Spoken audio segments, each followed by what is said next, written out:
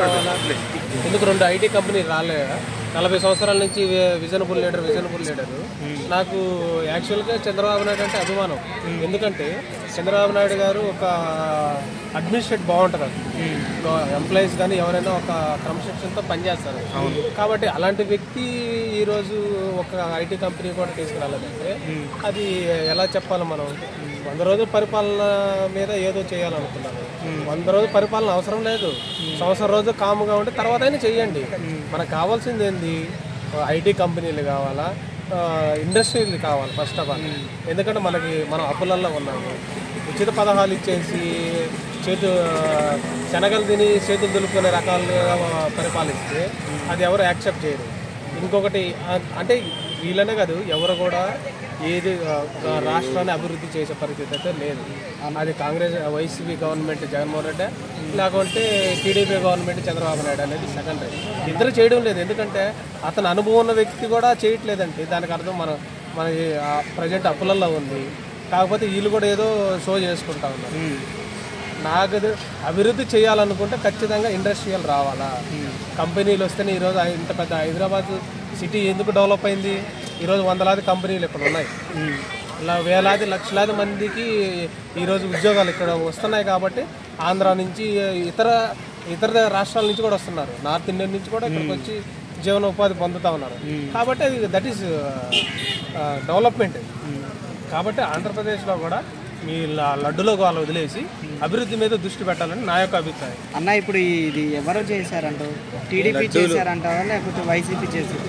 మీకు తెలుసు. టీడీపీ కదా ప్రత్యేకంగా చెప్పేదే ఉంది. టీడీపీ ఇట్లా యానిమల్ కలిసినట్టు చేసి అది అది ఫ్యాట్ కలిసిందని చెప్పారు టీడీపీ వాళ్ళు.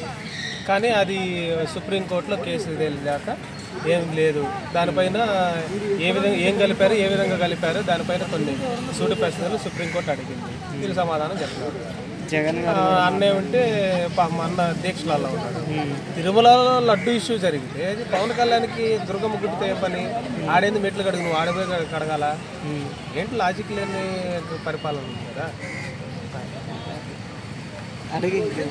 అంటే ఇప్పుడు అది లడ్డు న్యూస్ ఎందుకు హైలైట్ చేశారు అనిపించచ్చు? ఎందుకు హైలైట్ చేశారంటే 100 రోజుల పరిపాలన పక్కన పెట్టారు. అంటే జగన్ గారి పథకాలు ఇచ్చినవి కూడా సైడ్ చేశారని ఒక న్యూస్ ఉంటుంది. ఇట్లానే వైజాగ్ చేయాలా, జగన్మోహన్ రెడ్డి ఇచ్చిన పథకాన్ని సైడ్ చేయాలా? ఎందుకంటే ఉచితంగా ఎవడేమన్నాడు నిన్ను? ఒక మహిళకి నువ్వు ఒక 50,000 రూపాయలు ఇవ్వండి, 0 వడ్డీ ఇంట్రెస్ట్ పెడితే ఇవ్వండి, నెల ఇంత కట్టమని చెప్పండి. ఎందుకు ఉచితంగా 40 సంవత్సరాల మహిళకి ఏదో ఉపాధి కల్పించండి.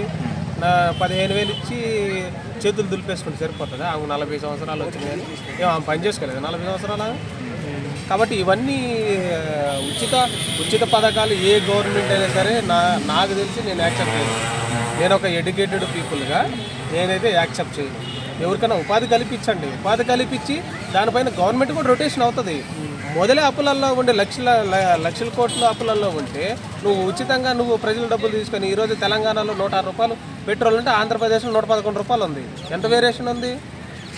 మరి ఇవన్నీ ఎక్కడ పోతున్నాయి డబ్బులు? అన్న, మరి ఇప్పుడు ఈ లడ్డూని అంటే రాజకీయం నుంచి దీన్ని తీసుకురావడానికి తప్పు అంటారా, మీరు కరెక్ట్ అంటారా? ఏమో, నేనైతే దేవుణ్ణి నమ్మను. దేవుణ్ణి నమ్మే వాళ్ళు ఆల్రెడీ కొంతమంది ఇట్లా రీల్స్లలో వాటి చూశాను.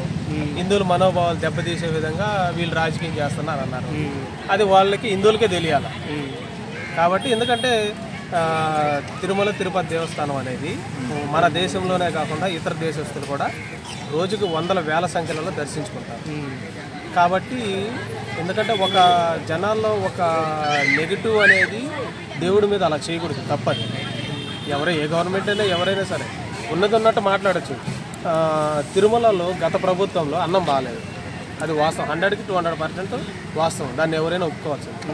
కానీ ఈ గవర్నమెంట్లో కొంచెం దాన్ని రెక్టిఫై చేసి బాగా పెడుతున్నారు. ఇప్పుడు బాగుంది, దాన్ని ఒప్పుకోవచ్చు. ఇంకా లడ్డు విషయం అనేది అది సుప్రీంకోర్టు చెప్పేసింది, పదే మనం చెప్పాల్సిన. కానీ హిందువుల యొక్క మనోభావాలు దెబ్బతీయడానికి వాళ్ళు అలా చేశారని నేను కూడా భావిస్తాను. ఓకే అన్న, థ్యాంక్ యూ.